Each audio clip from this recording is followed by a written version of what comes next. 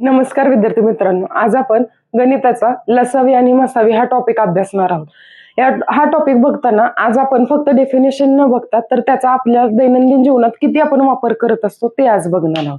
तुम्हाला असं वाटतं का की हा टॉपिक फक्त एक्झाम पुरता मर्यादित आहे? तर नाही, आपण रोजच्या रोज जीवनात ह्या गोष्टी वापरत असतो. लसावी आणि मसावी दोन्हींचा पण उपयोग करत असतो, फक्त आपल्याला ते समजत नाही. पण आता बघा, एक इमॅजिन करा की दोन बस आहेत. एक बस 10 सेकंदांनी येते आणि दुसरी बस 20 सेकंदांनी येते. तर ह्या दोन्ही बस एकाच वेळेस एका स्टॉपवर कधी पोहोचतील हे काढायचं असेल तर आपण ह्या गोष्टींचा वापर करतो. किंवा दुसरं एक्झाम्पल घेतलं, आपल्या घरी पार्टी आहे आणि एका मित्राकडे तुमच्या 24 चॉकलेट आहेत आणि तुमच्याकडे 36 चॉकलेट आहेत. तुम्हाला समान वाटेंनी त्याची करायची असेल तर ती कशी वाटणी करणार? तर त्यावेळेस जे कन्सेप्ट तुम्ही यूज करता ते म्हणजेच लसावी आणि मसावी. तर व्हिडिओ स्किप करू नका, व्हिडिओ शेवटपर्यंत नीट पहा. आज आपण ट्रिक्स बघणार आहेत आणि शेवटी तुम्हाला एक महत्वाची ट्रिक सांगणार आहे की ज्यानं तुमचा LCM आणि HCF हा दोन्ही कन्सेप्ट आज क्लिअर होणार आहे. तर चला वेळ न वाया घालवता व्हिडिओला सुरुवात करूया. तर चला आता पहिला पॉईंट बघूयात, LCM. LCM म्हणजे काय? List common multiple. त्यालाच मराठीत म्हणतात लघुत्तम सामायिक विभाजक. म्हणजेच काय झाला? लसावी झाला. म्हणजे ते जे दोन नंबर्स तुम्हाला दिले जातील तर त्या दोन्ही नंबरला कॉमन डिवाइड होणारा सर्वात लहान नंबर जो असणार आहे तर त्याला आपण म्हणतो LCM. आता चला बघूयात LCM फाइंड कसा करायचा. तर त्याच्या दोन स्टेप्स असणार आहेत. पहिली स्टेप काय असते? दोन्ही नंबरचे मल्टिपल लिहा. मल्टिपल म्हणजे काय असणार आहे? तर त्या संख्येने भाग जाणारे जे नंबर्स असणार आहेत ते लिहिणार आहे. म्हणजे 2चे मल्टिपल कोणते येणार आहेत? 2, 4, 6, 8 असं जे असणार आहे ते आपण दोन्ही नंबरच्या पहिल्यांदा मल्टिपल लिहून घ्यायचे. आणि दुसरी स्टेप काय असते बघा, की त्या दोन्ही नंबर मध्ये जो कॉमन येणारा जो नंबर आहे, सर्वात लहान नंबर आहे, तर तो आपला असणार आहे LCM. मग आता एक एक्झाम्पल म्हणून घेऊयात बघा. दोन नंबर्स दिलेत आपल्याला, 6 आणि 8. या दोन नंबरचा जर आपल्याला LCM फाइंड करायचा असेल तर कसं करणार बघा. पहिल्यांदा आपण 6चे मल्टिपल लिहून घेऊयात. मग 6चे मल्टिपल कोणते कोणते येतील? 6, 12, 18, 24 आणि 30 एवढे लिहून घेतले बघा. त्याच्यानंतर 8चे मल्टिपल कोणते कोणते येतील? 8 येणार आहे. त्याच्यानंतर ना 16, 24, 32 आणि 16. मग आता या नंबर मध्ये सर्वात लहान नंबर कोणता दिसतोय तुम्हाला, की जो दोन्हींमध्ये कॉमन येतोय? मग दोन्हींमध्ये कॉमन कोणता नंबर येतोय? तर 24 येते. म्हणजे या प्रश्नाचं उत्तर काय असणार आहे? 24 असणार आहे. 6 आणि 8चा LCM किती झाला? 24 झाला. आता अजून एक एक्झाम्पल बघूयात LCM फाइंड करायचं बघा. 12 आणि 30 ह्या दोन संख्यांचा जो LCM फाइंड करायचा असेल, पहिल्यांदा 12चे आपण काय करणार आहे? मल्टिपल लिहून घेणार. मग 12चे मल्टिपल कोणते कोणते येणार आहेत? 12, 24, 36, 48 आणि 60 आणि 16. तसेच 30चे मल्टिपल कोणते कोणते येणार आहेत? मग 30, 60, 90. मग आता इथंच आपल्याला दिसतंय बघा, सर्व दोन्हींमध्ये कॉमन असलेला सर्वात लहान नंबर कोणता येणार आहे? 60 येणार आहे. म्हणजे 12 आणि 30चा LCM किती मिळाला? 60 मिळाला. मग आता बघा, लसावीसाठी काही ट्रिक्स आपल्याला बघायच्या, तर त्या आपण ट्रिक्सला सुरुवात करूयात बघा. पहिली ट्रिक काय सांगते, की दोन क्रमागत विषम संख्यांचा लसावी त्यांच्या गुणाकारा एवढा येतो. म्हणजे दोन क्रमाने येणारा जर विषम संख्या तुम्हाला दिलेली असेल आणि त्यांचा लसावी काढायचा असेल तर लसावी काढायची गरज नसते. तर त्या दोन्हींचा जो गुणाकार येणार आहे तर तो गुणाकार म्हणजेच काय येणार आहे? तुमचा लसावी असणार आहे. मग एक्झाम्पल म्हणून एक एक्झाम्पल घेतलं बघा. 7 आणि 9 हे दोन नंबर्स घेतले. ते दोन्ही नंबर कसे येतात? क्रमाने येतात आणि दोन्ही नंबर्स कसे आहेत? विषम संख्या आहेत. मग ह्यांचा डायरेक्ट लसावी तुम्ही काय करणार आहे? 7 गुणिले 9 करणार. म्हणजे उत्तर किती येणार आहे? 63 येणार आहे. म्हणजे 7 आणि 9चा लसावी किती झाला? 63 झाला. आता आपण विषम संख्यांसाठी ट्रिक बघितली. आता समसंख्यांसाठी काय ट्रिक असणार आहे? तर समसंख्यात जर दोन क्रमागत समसंख्यांचा जर लसावी विचारलेला असेल तर तो लसावी काय येणार आहे? त्यांचा जो गुणाकार असणार आहे त्या गुणाकाराच्या अर्धा येणार आहे. म्हणजे फॉर एक्झाम्पल बघा, जर तुम्हाला 8 आणि 10चा जर विचारलेला असेल लसावी काढायला, तर तो लसावी कसा काढणार? या दोन्हींचा गुणाकार 8 गुणिले 10 आणि त्याला डिवायडेड बाय 2 केलं, कारण अर्धा घेतोय आपण. त्यामुळे बेके बे बेचोक 8. उत्तर किती असणार आहे? 40. म्हणजे 8 आणि 10चा लसावी किती येणार आहे? 40 येणार आहे. म्हणजे दोन ट्रिक पाहिले आपण बघा. जर विषम संख्या असतील, क्रमागत विषम संख्या असतील तर त्यांचा लसावी त्यांच्या गुणाकारा एवढा येणार. आणि जर दोन समसंख्या असतील तर त्यांचा लसावी किती येणार आहे? तर गुणाकाराच्या अर्धा येणार. आता आपण पुढची ट्रिक बघतोय बघा. पुढची ट्रिक काय आहे? ज्यावेळेस प्रश्नामध्ये लहानात लहान संख्या किंवा लहानात लहान, कमीत कमी असे जर शब्द असतील तर तिथं तुम्ही काय वापरणार आहे? तर LCM काढणार आहे. म्हणजे आता बघा प्रश्न काय दिलाय? कोणत्या लहानात लहान संख्येस 12, 15, 20 ने पूर्ण भाग जातो. मग कोणती अशी संख्या शोधायची की जी लहानात लहान संख्या पाहिजे आणि ह्या तिन्हींना पण भाग गेला पाहिजे. मग आता बघा काय करणार, पहिल्यांदा आपण एलसीएम काढण्यासाठी 2 स्टेप्स वापरतो. पहिली काय करतो की त्या संख्येचा आपण मल्टिपल काढून घेतो आणि त्या संख्येमधला कॉमन फॅक्टर जो येणार आहे तर तो कॉमन नंबर जो असणार आहे तर तो आपला एलसीएम असणार आहे. मग आता पहिल्यांदा 12चे मल्टिपल लिहून घेतले बघा. 12चे मल्टिपल काय येणार आहे? 12, 24, 36, त्याच्यानंतर 48 आणि 60 येणार आणि सो ऑन.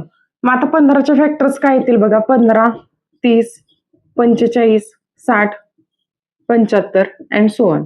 त्याच्यानंतर 20चे फॅक्टर्स काय येतील? 20, 40, 60 आणि 80. आता ह्या ज्या 3 संख्या दिल्यात ह्या तिन्ही संख्यांमधला कॉमन नंबर कोणता आहे तर तो बघायचा. मग कॉमन नंबर कोणता येतो बघा. इथं 60 आहे, हा 60 आहे, हा 60. म्हणजे कॉमन नंबर कोणता मिळाला तर 60 मिळाला. म्हणजे एलसीएम किती असणार आहे ह्या प्रश्नाचा? 60. म्हणजे सर्वात लहानात लहान संख्या कोणती की 60 ही संख्या अशी की ज्याने 12, 15 आणि 20 ह्या तिन्हींनी पण 60 ला भाग जातो. त्यामुळे या प्रश्नाचं उत्तर किती येणार आहे तर 60 येणार. आपण एलसीएम म्हणजे काय हे पाहिलं. एलसीएम काढण्यासाठी ट्रिक्स बघितल्या. आता आपण एचसीएफ म्हणजे काय ते बघणार आहोत आणि त्याच्या ट्रिक्स बघणार आहोत. तर चला, एचसीएफ म्हणजे काय तर हायेस्ट कॉमन फॅक्टर येणार आहे, ज्याला आपण मराठीत म्हणतो महत्तम सामायिक विभाजक किंवा त्याला मसावी असं पण म्हणलं जातं.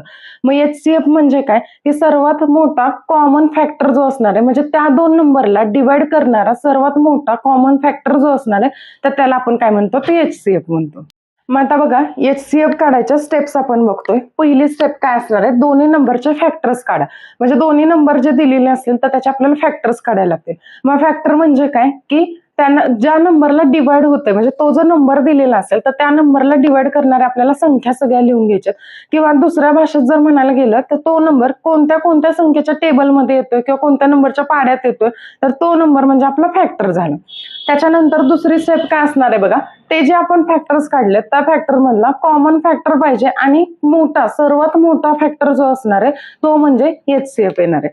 मग आता बघूयात आपण की कसा एचसीएफ काढायचा. आता 2 नंबर आहेत बघा 12, 15 आणि 18 ह्या 2 नंबरचा आपल्याला एचसीएफ फाइंड करायचा. तर काय करणार, पहिल्यांदा 15 हा नंबर कोणाकोणाच्या टेबलमध्ये येतो किंवा कोणत्या नंबरने 15ला डिवाइड होतोय तर ते नंबर आपण लिहून घ्यायचे. ते म्हणजे झाले 15चे फॅक्टर. मग 15चे फॅक्टर काय काय येणार बघा. 1 येणार, त्याच्यानंतर 3, 5 आणि 15 झाले. हे झाले 15चे फॅक्टर. त्याच्यानंतर 18 बघा. 18चे फॅक्टर काय काय येणार? 1, 2, 3, 6, 9 आणि 18. मग आता या 2 नंबर मधला कॉमन फॅक्टर कोणते कोणते येतात बघा. 1 येतोय आणि 3 येतोय. पण आपण काय घेणार आहे तर सर्वात मोठा फॅक्टर. मग 1 आणि 3 मधला सर्वात मोठा फॅक्टर कोणता झाला? 3 झाला. म्हणजे 15 आणि 18चा एचसीएफ किती येणार आहे तर 3 येणार आहे. पुढचा प्रश्न बघूयात बघा. 21 आणि 35 ह्या 2 संख्यांचा आपल्याला एचसीएफ फाइंड करायचा आहे. मग पहिल्यांदा 21चे फॅक्टर लिहून घेतले आपण. 1, 3, 7 आणि 21 झाला. आणि 35चे फॅक्टर कोणते कोणते येणार आहेत? 1, 5, 7 आणि 35 येणार आहे. मग दोन्हींमधला कॉमन आणि सर्वात मोठा फॅक्टर कोणता मिळाला आपल्याला? 7 मिळाला. म्हणजे एचसीएफ किती असणार आहे? 21 आणि 35चा 7 येणार आहे. आता बघा एचसीएफ फाइंड करण्यासाठी आपण काही ट्रिक बघत आहोत. पहिली ट्रिक काय आहे की ज्यावेळेस तुम्हाला 2 क्रमवार संख्या दिलेल्या असतील तर त्या 2 क्रमवार संख्यांचा एचसीएफ हा नेहमी 1 असतो. म्हणजे फॉर एक्झाम्पल बघा 7 आणि 8 ह्या 2 संख्यांचा आपल्याला एचसीएफ फाइंड करायचा असेल तर काय येणार आहे? तो नेहमी 1 येणार आहे. आता कसं येणार ते बघूयात बघा. 7चे आपल्याला फॅक्टर्स पाडायचे आहेत. फॅक्टर किती येणार आहेत 7चे? 1 आणि 7 येणार आहे. आणि 8चे फॅक्टर्स कोणते येतील? 1, 2, 4 आणि 8 हे फॅक्टर झाले 8चे. मग दोन्हींमधला कॉमन फॅक्टर कोणता मिळतोय आपल्याला? 1 मिळतोय. म्हणजे 7 आणि 8चा एचसीएफ किती झाला? 1 झाला. मग कॅल्क्युलेट करण्यापेक्षा ज्यावेळेस तुम्हाला एक्झाम मध्ये अशा संख्या दिसतील ज्या क्रमवार आल्या तर त्यांचा डायरेक्ट तुम्ही एचसीएफ किती लिहिणार आहे? 1 लिहिणार. आता पुढची ट्रिक बघा काय येते. सहमूळ संख्या किंवा मूळ संख्यांचा एचसीएफ हा नेहमी 1 असतो. मग सहमूळ संख्या म्हणजे काय की ज्या 2 संख्या दिल्यात त्या 2 संख्येतला एक संख्या ही मूळ संख्या असणार आहे आणि दुसरी संख्या संयुक्त संख्या असणार आहे. मग त्यांचा एचसीएफ किती असणार? 1 असणार आहे. किंवा 2 मूळ संख्या दिलेली असेल तर त्यांचा सुद्धा एचसीएफ किती येतो? 1 येतो. मग आता 2 एक्झाम्पल घेऊयात. पहिल्यांदा 2 मूळ संख्या बघूयात. 11 आणि 13 ह्या 2 संख्यांचा आपल्याला एचसीएफ फाइंड करायचा आहे. तर किती येणार आहे बघा. पहिल्यांदा 11चे आपण फॅक्टर पाडले तर 1 आणि 11. कारण आपल्याला पण माहितीये की मूळ संख्यांचे हे दोनच फॅक्टर्स पडतात. कोणते दोन पडतात तर ती एक संख्या आणि एक असे दोनच फॅक्टर पडतात. त्याच्यानंतर 13 घेतलं तर 13चे पण फॅक्टर 1 आणि 13 पडणार आहेत. मग दोन्हीसाठी कॉमन फॅक्टर किती मिळाला? 1 मिळाला. म्हणजेच 11 आणि 13 यांचा HCF किती येणार आहे? तर 1 येणार आहे. आता दुसरं एक एक्झाम्पल घेऊयात बघा. 7 आणि 15 ह्या दोन संख्यांचा HCF फाइंड करायचा आहे. तर मग बघा 7चे फॅक्टर आपले मगाशीच काढलेले 1 आणि 7 आले आणि नंतर 15चे फॅक्टर्स किती येणार आहेत? 1, 3, 5 आणि 15. मग ह्या दोन संख्यांमधला कॉमन फॅक्टर किती मिळाला? 1 मिळाला. म्हणजे 7 आणि 15चा पण HCF किती येणार आहे? 1 येणार. मग आता आपण ट्रिक मध्ये काय काय पाहिलं बघा, की जर दोन मूळ संख्या असतील तर त्यांचा HCF पण 1 येणार आहे.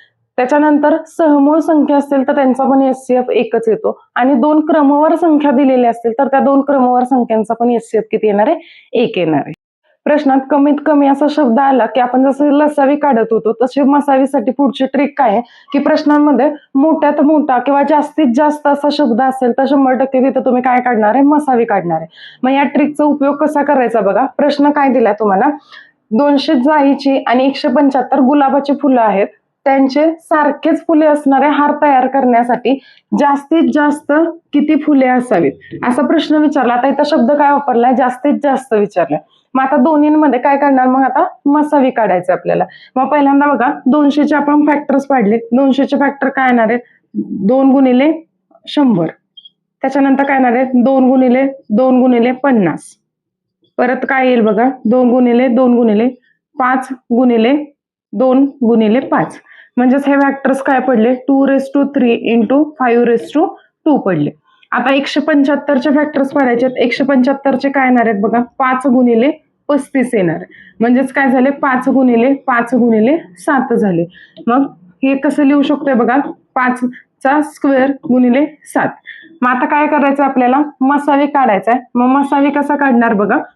या दोन्हींमधला कॉमन फॅक्टर घेणार आहे. मग कॉमन फॅक्टर दोन्हींमध्ये कोणता दिसतोय? 5चा वर्ग दिसतोय. मग 5चा वर्ग म्हणजे काय झालं? तर 25 झालं. म्हणजे एका हारात जास्तीत जास्त किती फुलं घेता येणार आहेत? तर 25 घेता येणार आहेत. मग आता LCM आणि HCF फाइंड करण्यासाठी एक महत्वाची मेथड असते, त्याला म्हणतात प्राईम फॅक्टरायझेशन मेथड. ही सोपी मेथड आहे आणि त्यामुळे आपण 5 ते 10 सेकंदात कुठल्याही प्रश्नाचं उत्तर काढू शकतो. मग प्राईम फॅक्टरायझेशन मेथडसाठी काय स्टेप्स असतात बघा. पहिली स्टेप असते की दोन्ही नंबरचे प्राईम फॅक्टर काढायचे. मग प्राईम फॅक्टर म्हणजे काय? मूळ अवयव काढायचे असतात.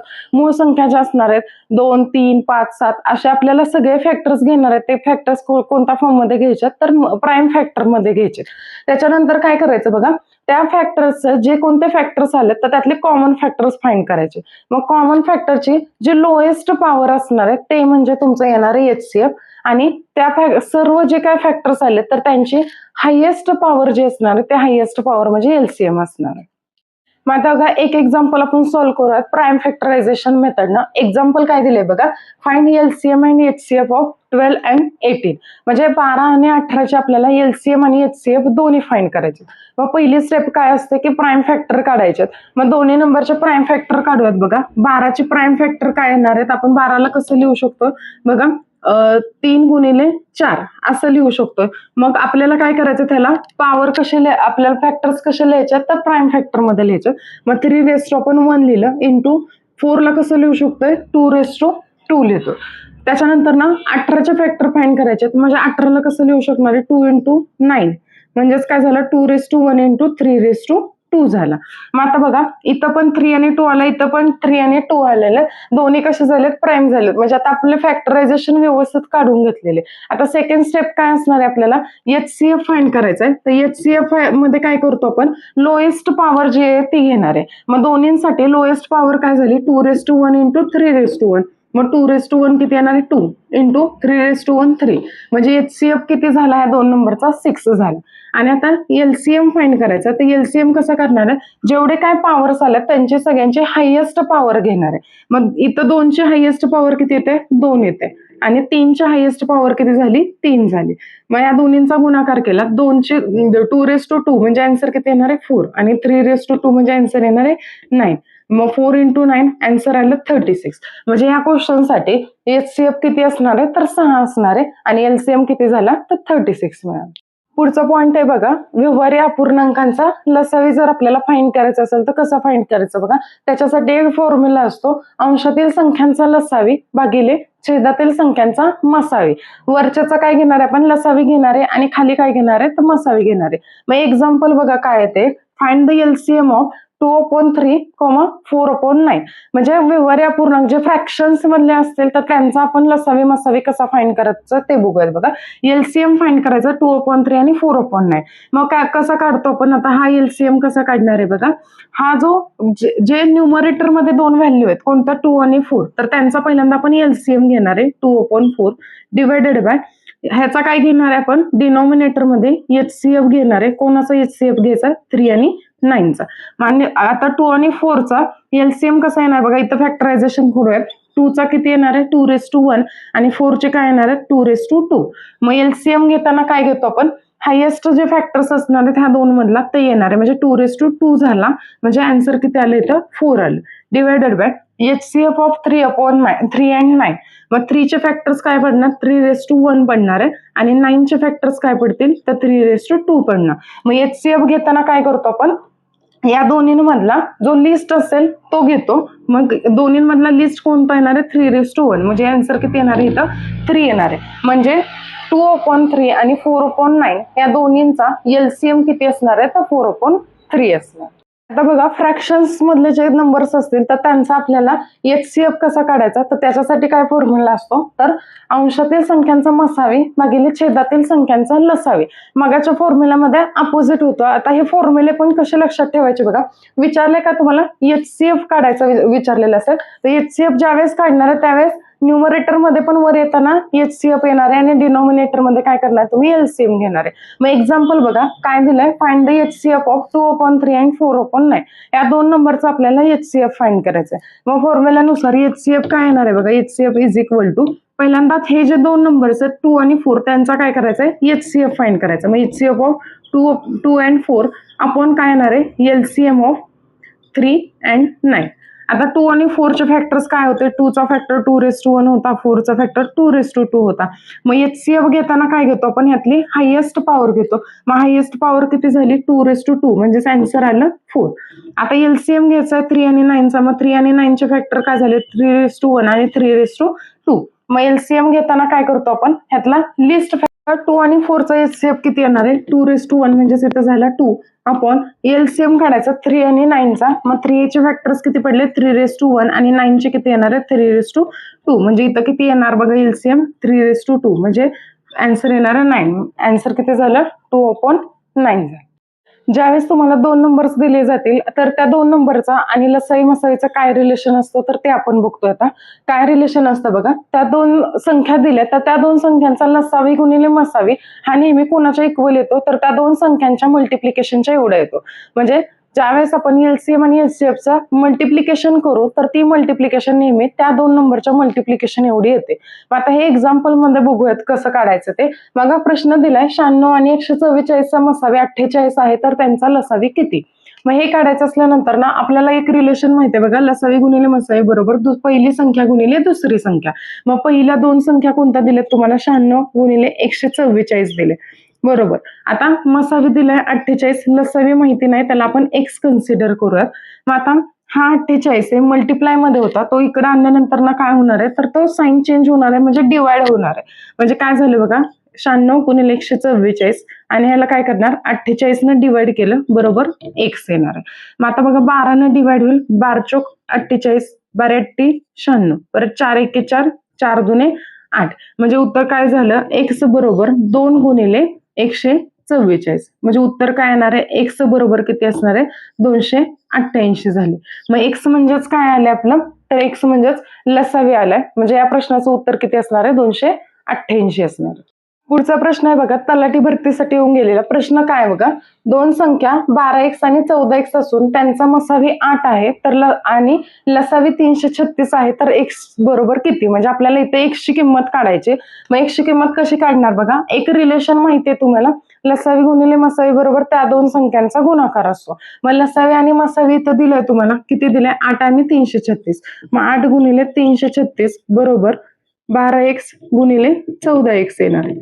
मग काय करणार आपण बघा, 8 इंटू 336 इज इक्वल टू हे 12 गुणिले 14 आहे असं राहिलं गुणिले एक्स इंटू एक्स किती येणार आहे, एक्स स्क्वेअर येणार आहे.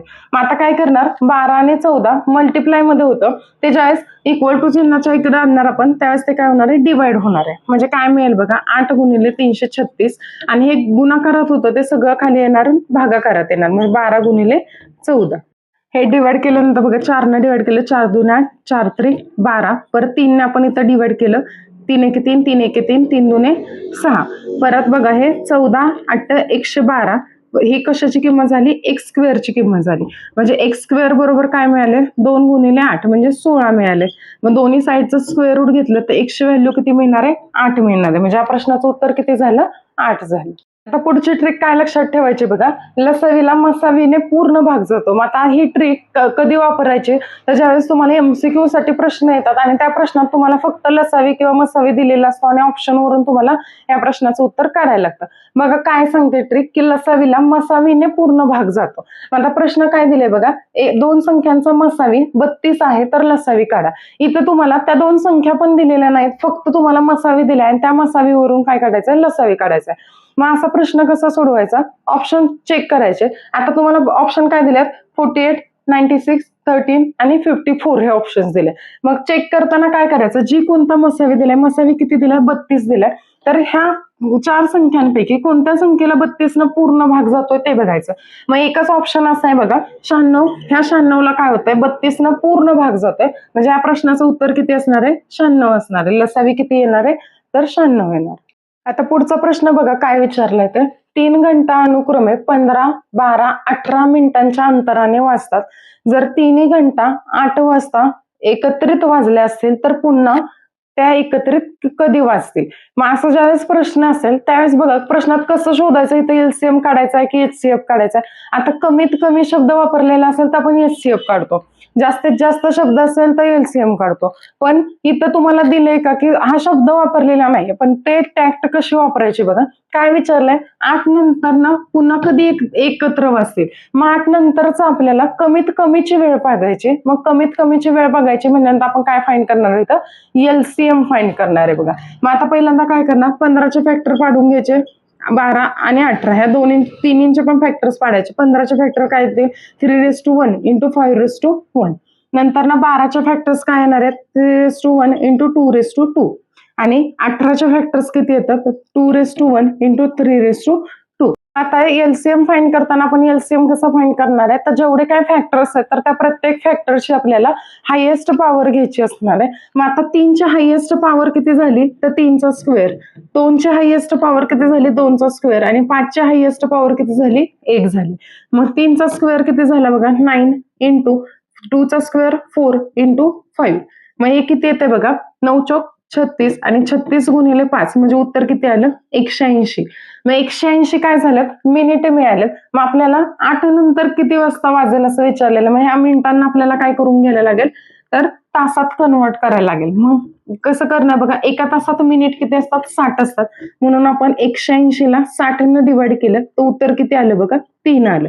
म्हणजे 8 नंतर किती वेळाने वाजणार आहे, तर 3 तासांनंतर वाजणार आहे. मग तुम्हाला किती तासांनी विचारलंय का किती वाजता विचारलंय बघा, तर पुन्हा किती वाजता एकत्र वाजतील. मग असं किती वाजता विचारलंय म्हणजे 3 तासांनंतर न वाजणार आहे. मग 8 नंतर 3 तास म्हणजे 8 अधिक 3 केलं तर 11 वाजता वाजणार आहे. जर तुम्हाला विचारलेलं असतं प्रश्नामध्ये किती तासांनंतर वाजते, तर या प्रश्नाचं उत्तर किती आलं असतं, 3 आलं असतं. पण इथं तुम्हाला काय विचारलं, किती वाजता वाजतील, मग 8 नंतर 3 तासांनी म्हणजे 8 अधिक 3 केलं, त्यामुळे उत्तर किती येणार आहे, 11 येणार. तर विद्यार्थी मित्रांनो, आज आपण लसावी मसावी हा टॉपिक अभ्यासला. आशा करते सर्व तुमच्या कन्सेप्ट ह्या आज क्लिअर झालेल्या असतील आणि तुमचं कन्फ्युजन सुद्धा दूर झालेलं असेल. व्हिडिओ आवडले असल्यास व्हिडिओला लाईक करा आणि कन्सेप्ट समजले असतील तर 36 आणि 72 या दोन संख्यांचा लसावी आणि मसावी किती येईल ते मला कमेंट मध्ये सांगा. भेटूयात पुढच्या व्हिडिओमध्ये नवीन टॉपिक आणि नवीन ट्रिक सोबत. धन्यवाद.